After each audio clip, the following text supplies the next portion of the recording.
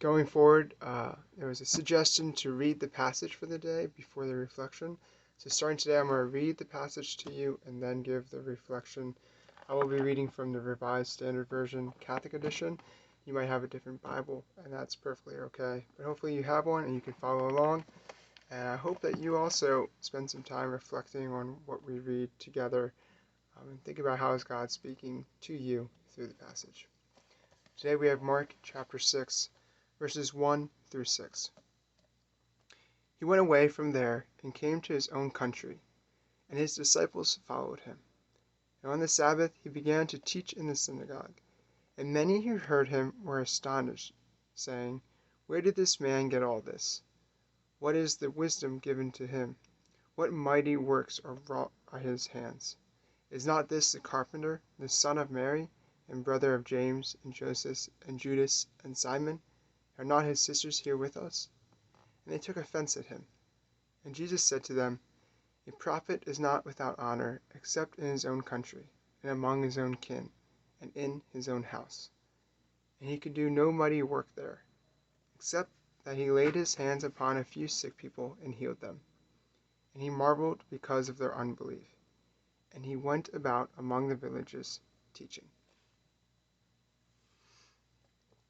This passage is all about rejection, the rejection that Jesus faces, specifically from those in his hometown, his community, those who knew him before his public ministry. Jesus would go on to face rejection and crucifixion later in life, but this passage is something that hits home to me.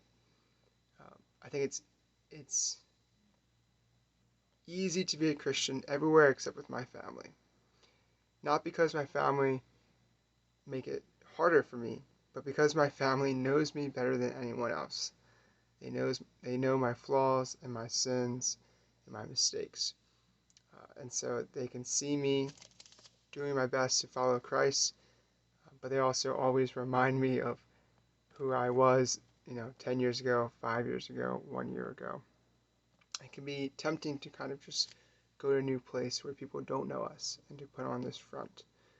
But ultimately, God calls us to live where we are. St. Francis de Sales says to grow where we are planted. And so it's up to us to seek Christ and to follow Christ in the midst of our family and friends, those who know us the best and those who may think of us as hypocritical as we try to live up to this ideal that we know that we will never reach. We're always going to fall short. But Jesus faced rejection too, and that should give us at least some peace and some hope. And hopefully we're given the virtue and comfort we needed to endure the rejection.